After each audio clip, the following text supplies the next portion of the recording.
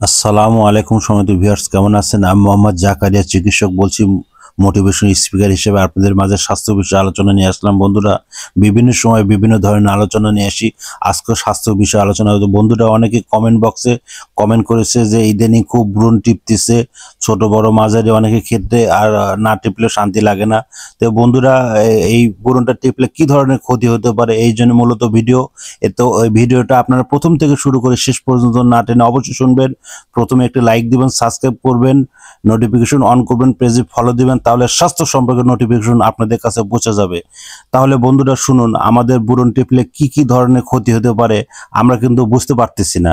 বন্ধুরা, আপাতত আমরা ব্রণ টিপলে কিন্তু আমাদের কিন্তু খুব আরাম লাগে, কিন্তু এই আরামটা কিন্তু একটা সময় আপনাদের আরাম হয়ে যাবে আমার ভিডিওটা শুনলে।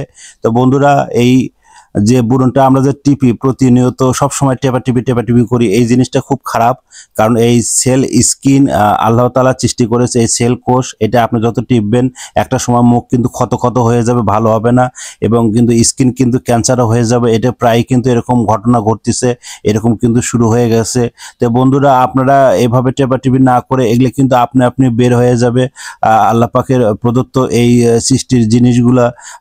মুখ হচ্ছে কিন্তু আপনার রাজধানী, পৃথিবীর রাজধানী। এই জন্য কখনো আপনারা মুখে এভাবে টিপবেন না, হাতে অনেক বিভিন্ন জীবাণু থাকে। তো বন্ধুরা, এভাবে হাতে না টিপে আপনাদের যদি কোথাও কোনোভাবে যদি এই ধরনের ব্রণ ভালো না হয়, আমার এই 100 বছরের প্রতিষ্ঠান, আমার এখানে আপনারা যোগাযোগ করতে পারেন। তো বন্ধুরা, আপনারা এতক্ষণ মনোযোগ সহকারে দেখার জন্য আপনাদের সবাইকে থ্যাংক ইউ, সবাইকে ধন্যবাদ।